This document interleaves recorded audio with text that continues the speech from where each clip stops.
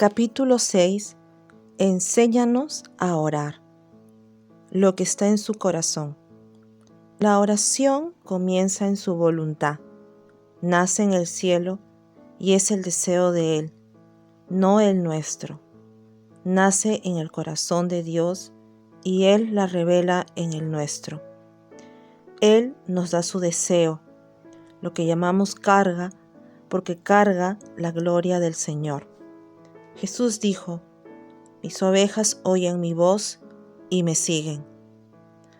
Veamos un ejemplo sencillo en Primera de Reyes. Pasados muchos días, vino palabra de Jehová a Elías en el 3er año diciendo: Ve, muéstrate a Acab, y yo haré llover sobre la faz de la tierra. Primera de Reyes 18:1. Entonces Elías dijo a Acab: Sube, come y bebe, porque una lluvia grande se oye. Acab subió a comer y a beber. Y Elías subió a la cumbre del Carmelo, y postrándose en tierra, puso su rostro entre las rodillas. Primera de Reyes 18, del 41 al 42. Dios le mostró a Elías que deseaba que lloviera. Elías, con esa carga en su corazón, le dijo al rey Acab: Sube, come y bebe, porque una lluvia grande se oye. Hacía años que no llovía, pero Elías ya había recibido la palabra de Dios. Luego Elías subió al monte Carmelo, se postró en tierra, puso su rostro entre las rodillas y oró, porque sabía que Dios quería que lloviera, pero entendía que debía orar para que eso sucediera. Aunque Dios ya había decidido que llovería, Él no iba a actuar hasta que el profeta orara. Dios quiere trabajar en cooperación con el hombre. Sobre Paul Tournier, un influyente psiquiatra suizo y autor cristiano del siglo XX, se comentaba este caso. Un paciente creyente fue a verlo y le habló durante 1 hora sobre sus problemas. Tournier lo escuchó y le dio una nueva cita. En esa oportunidad, el psiquiatra le explicó su opinión. Esta vez fue él quien estuvo hablando durante toda la entrevista. En la tercera cita, Tournier le dijo: Ya hablaste tú y ya hablé yo. ¿Qué te parece si ambos guardamos silencio para escuchar lo que Dios nos quiere decir? En ese momento, el paciente comentó: Dios me habló, ya sé lo que debo hacer. Y el hombre se sanó. Muchas veces hablamos demasiado, cuando en realidad debemos escuchar lo que Dios nos quiere revelar. Sobre tus muros, oh Jerusalén, he puesto guardas. Todo el día y toda la noche no callarán jamás. Los que os acordáis de Jehová, no reposéis ni le deis tregua hasta que restablezca a Jerusalén y la ponga por alabanza en la tierra. Isaías 62, del 6 al 7. Los guardas son los intercesores. Ellos oraban de día y de noche, sin descanso y sin tregua, hasta que su deseo se cumpliera. Dios quería que Jerusalén fuera una alabanza en la tierra, y para ello estableció que los intercesores oraran sin descanso hasta que la alabanza viniera. Hasta que no terminaran de orar, Él no iba a traer la alabanza. Entonces, si no oramos, fracasamos antes de empezar. Todo lo que logramos sin oración se va a perder, porque Dios no estuvo en escena. Todo lo que logramos sin oración, por nuestro mérito, se va a perder. En cambio, todo lo que logramos por medio de la oración nunca se pierde. Cuando ores, yo voy a actuar. Voy a hacer lo que te dije que haría. pero quiero que estés orando, dice el Señor. Si aprendemos a orar, maduraremos y creceremos. Imagina que Dios tiene 10 bendiciones para ti, pero solo oras por 2, pues solo recibirás 2, porque las 8 restantes las perderás. ¿Cuántas cosas Dios quería hacer y las perdimos porque ni nos enteramos de que esa era su voluntad? Solemos ir a Él en el alma, con nuestras ideas, como lo hizo David. Señor, te voy a hacer una casa. Claramente esta era una buena idea. Entonces llamó al profeta Natán, un gran hombre de Dios, alineado a su voluntad y lleno del Señor. David le dijo: Profeta, Dios puso en mi corazón hacerle una casa. ¿Y qué le dijo el profeta? Claro, eso es de Dios, porque estaba muy bien hacerle una casa al Señor. Era un buen deseo. Sin embargo, Dios no le había dicho que hiciera eso. Natán había caído en la trampa. Cuando el profeta se estaba yendo, Dios le habló y le dijo: No quiero que me hagan una casa. Dile que yo le voy a hacer una casa a él, y la casa que yo le voy a hacer no es de cedro, es un linaje de bendición, porque de ahí va a venir el Salvador. A veces, cuando te encuentras queriendo hacer algo por Dios, descubres que Él preparó algo mucho más grande y de bendición. Natán regresó y le declaró a David: Dios dijo que no hagas la casa. ¿Cómo que no la haga? Si me acabas de decir que sí. Además, yo tengo paz en mi corazón para hacerlo. Dice Dios que no le hagas la casa, que Él te va a hacer una casa a ti. Tu hijo será quien le haga la casa a él, le dijo Natán a David. El hecho es que hay decisiones que tomamos que parecen la voluntad de Dios, pero son nuestro deseo. Son buenas decisiones, pero no son su voluntad. Y David respondió: Porque tú, Dios mío, revelaste al oído de tu siervo que le has de edificar casa. Por eso ha hallado tu siervo motivo para orar delante de ti.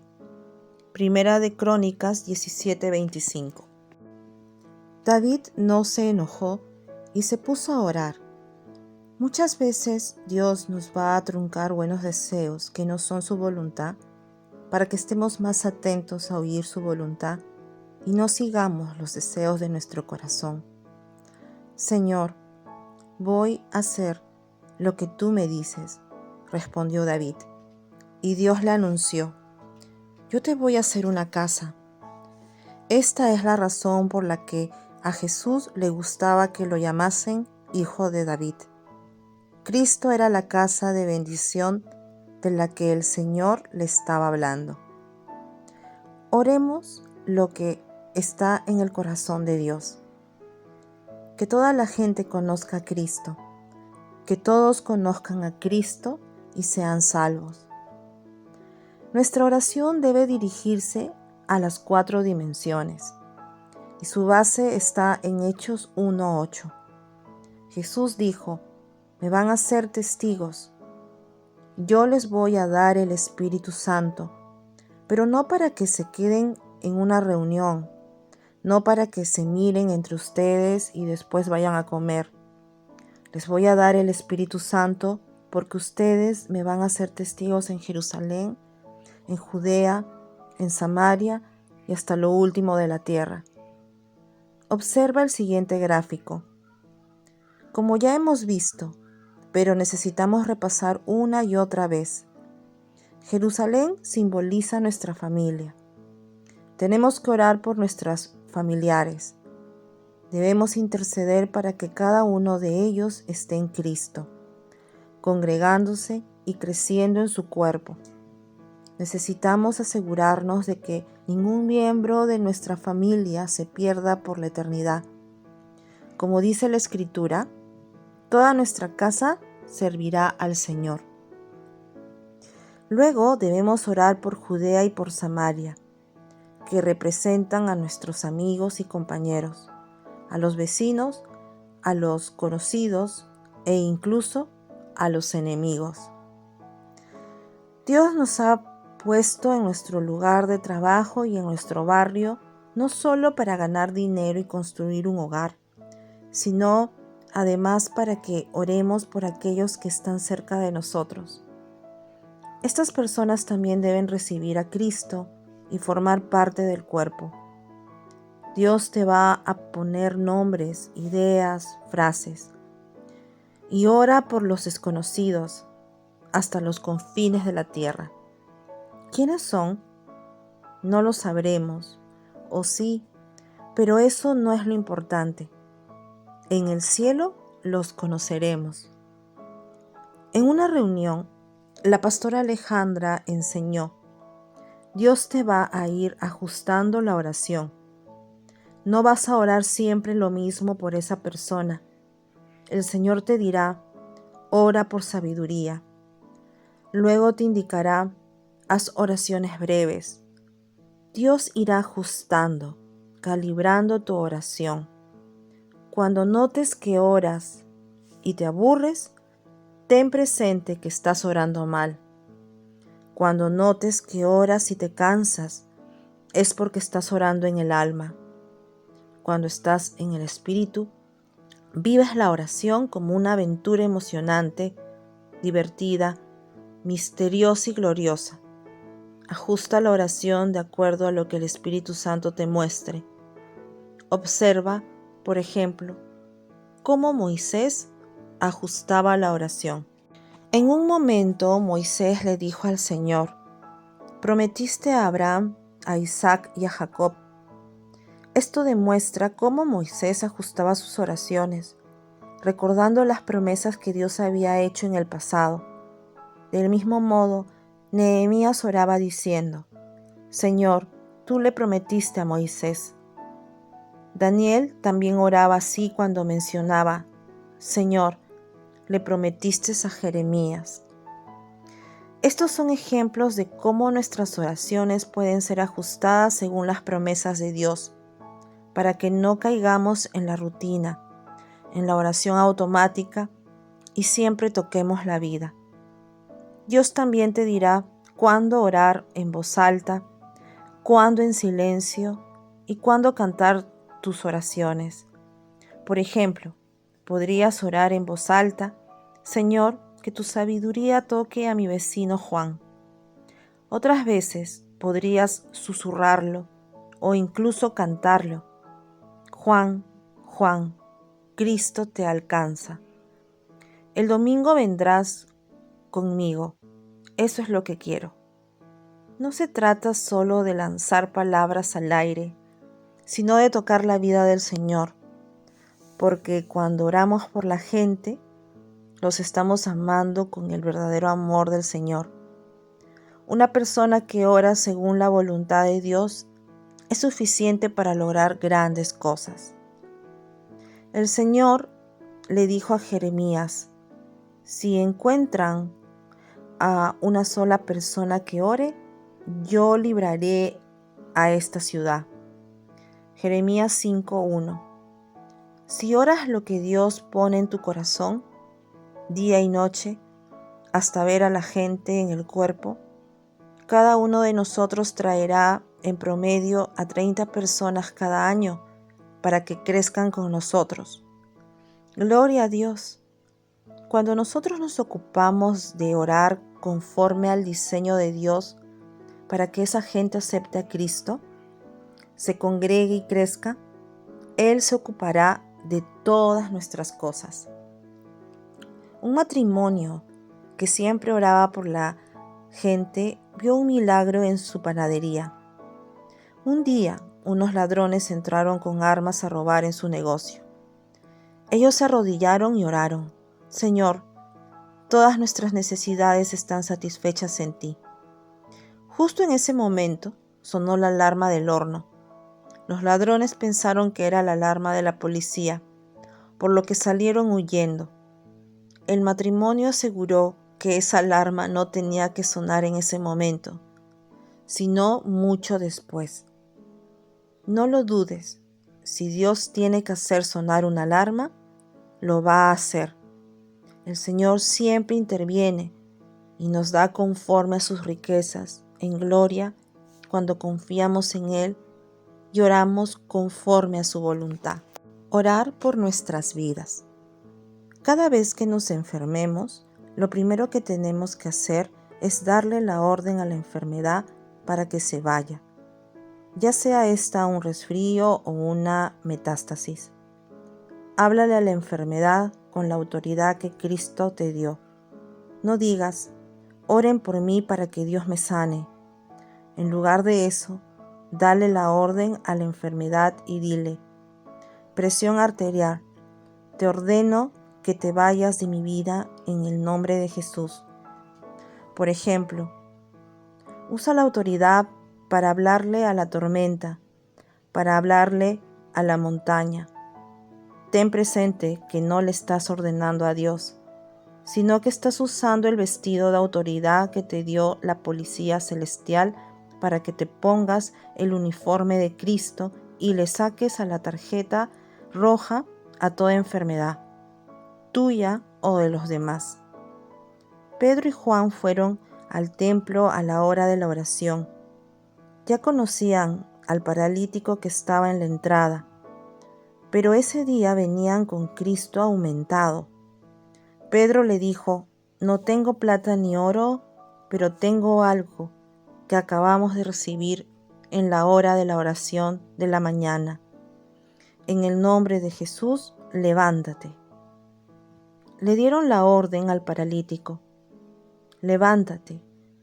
Ellos no dijeron, Señor, por favor, pon tu mano sanadora sobre este hombre, porque Dios ya les había dado la autoridad. Él te ha dado a ti también la autoridad.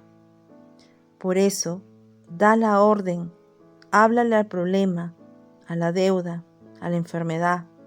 Sácale la tarjeta roja a la enfermedad para que se vaya de tu vida. Ahora bien, supongamos que diste la orden y no sucedió nada. Diste la orden, pero el resfrío sigue, la pulmonía sigue, el ACV no mejora. ¿Qué debes hacer en ese caso? Lo primero es confiar. Ya soltaste la palabra. Ahora hay que orar. Señor, muéstrame si hay algo en mí que tiene que morir e ir al altar. No te autoevalúes, sino que pídele al Señor. Examíname, Padre, y espera que Él te muestre qué debe morir. David dijo, si en mi corazón hubiese yo mirado a la iniquidad, el Señor no me habría escuchado.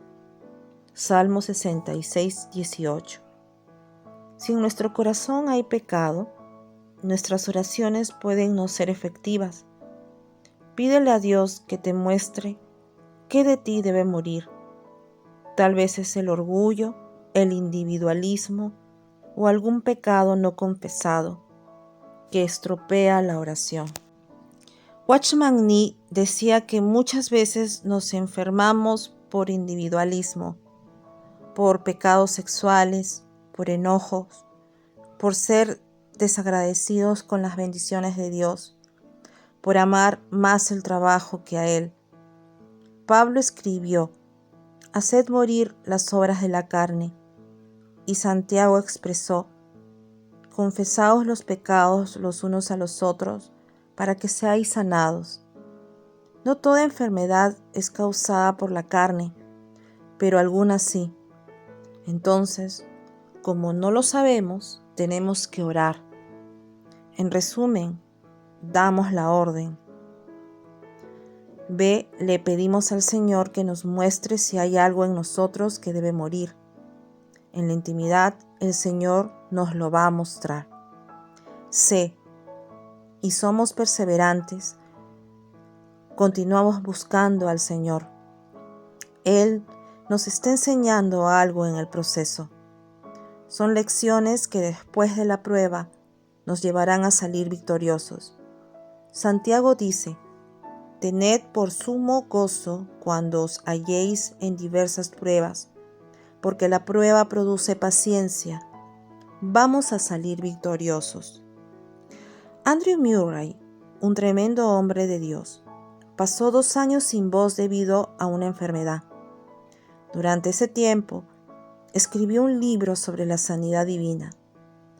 Él no creía en la sanidad divina hasta que se enfermó y Dios lo sanó. Murray cuenta que había orado y muerto su carne, pero seguía enfermo. Un día, Dios le dijo: olvídate de tu enfermedad, búscame a mí. Murray obedeció y buscó al Señor. Un día, sorpresivamente, recuperó la voz. Poco después declaró: mientras estuve sin voz, Dios me enseñó muchas lecciones. No cambiaría esos 2 años de enfermedad por nada. Si Él me hubiese sanado antes, me habría perdido todas esas lecciones invaluables. Dios no envía la enfermedad, pero la usa para crecer en nosotros. Cuando estamos enfermos, nos damos cuenta de que todo lo que tenemos es Él. Nuestro cuerpo es frágil, pero Él es nuestra fortaleza y nuestra fuente. Con las enfermedades, aprendemos que no hay bien para nosotros fuera de Dios.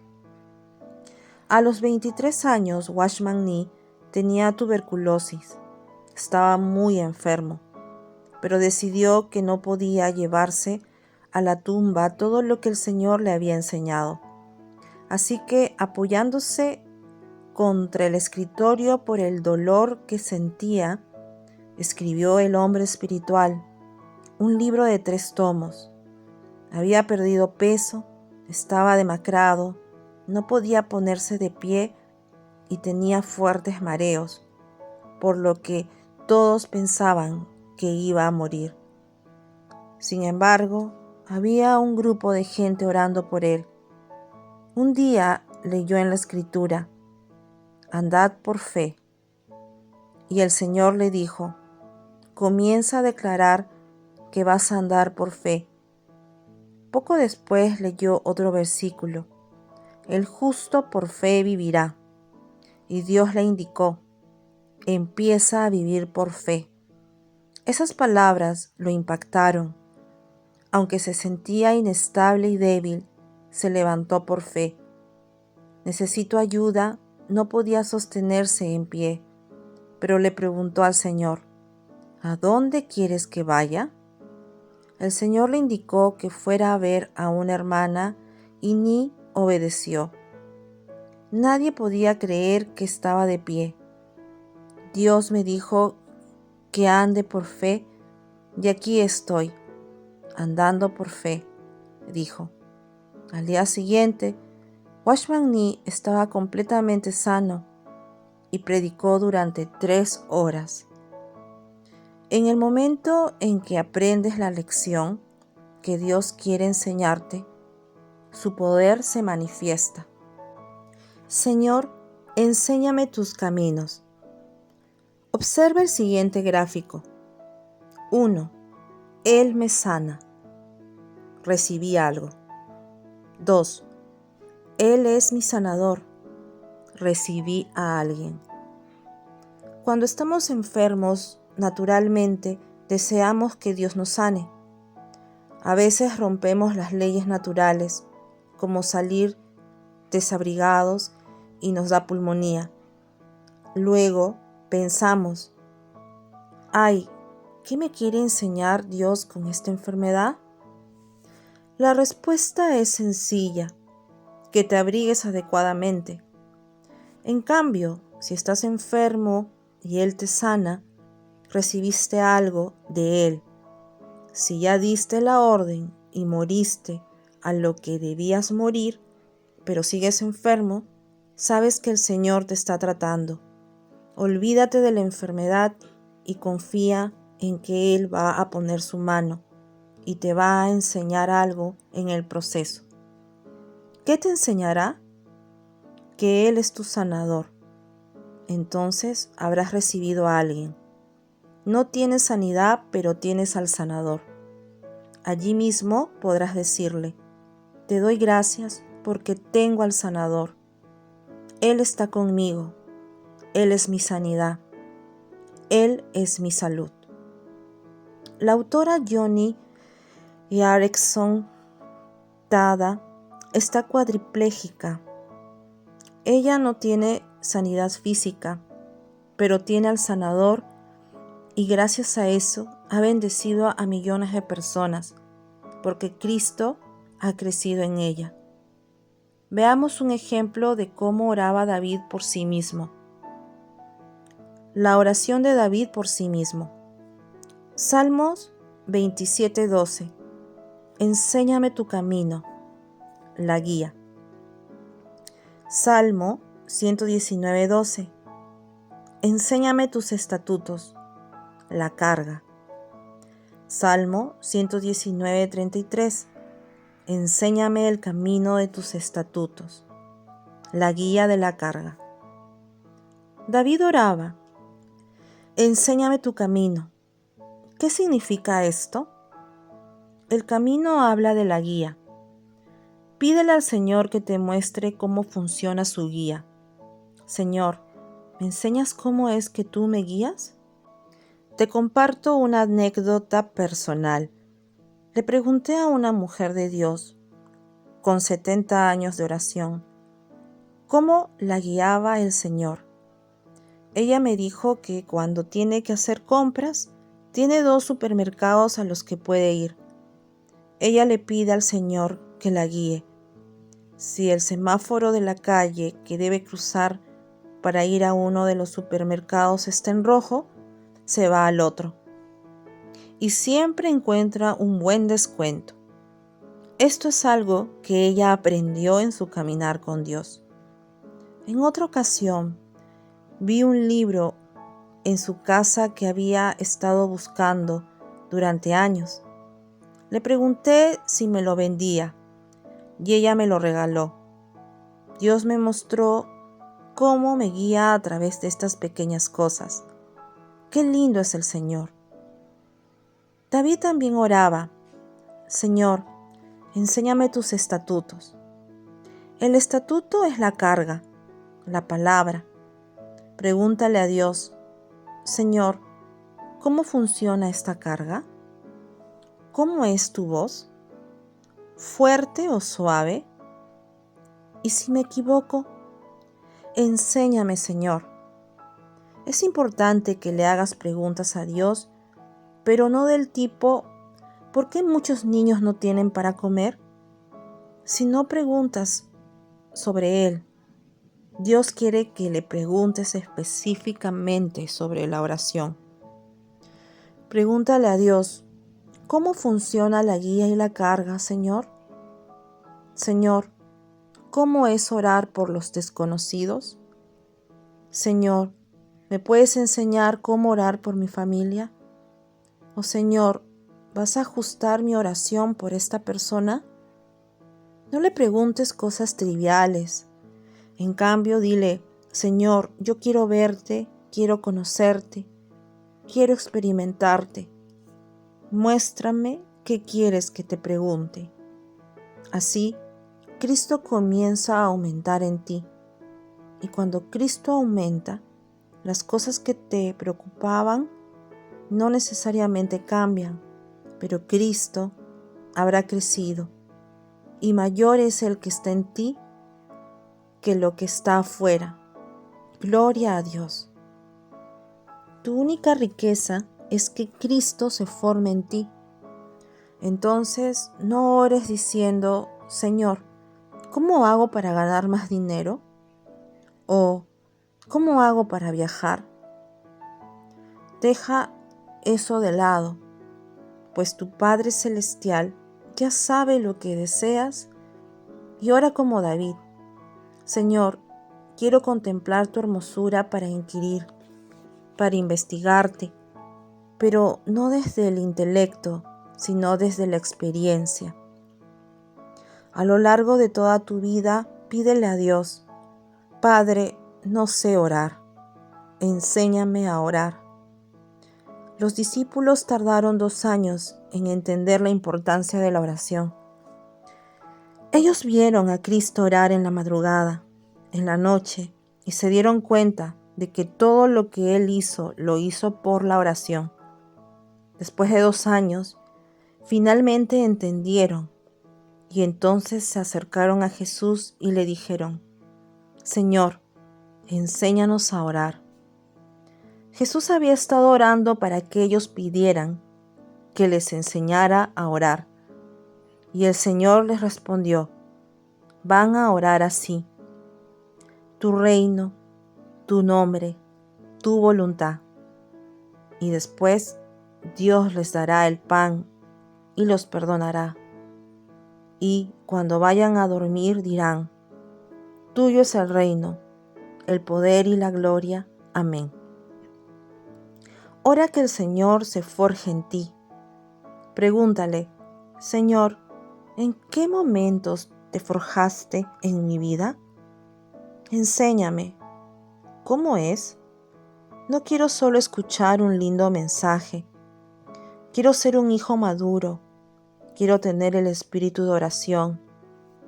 Si oras así, Dios empezará a responderte y después te llevará a hacer otras preguntas. Y todos los que le oían se maravillaban de su inteligencia y de sus respuestas. Lucas 2:47. Jesús tenía 12 años y al escucharlo hablar, todos se maravillaban. ¿De qué se maravillaban? Los sacerdotes le hacían preguntas y él respondía: siempre me pregunté qué función cumplía ese relato en el Evangelio de Lucas.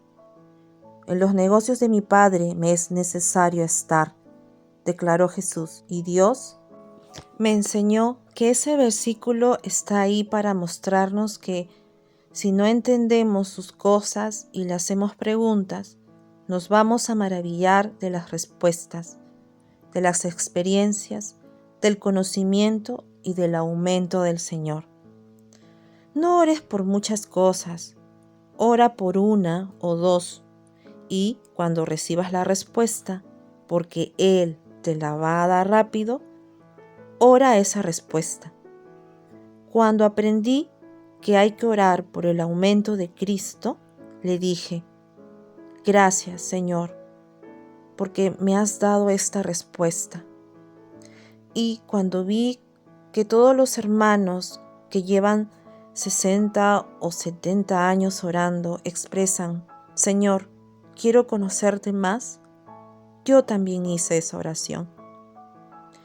Vienen días maravillosos en los que Cristo se nos revelará cara a cara.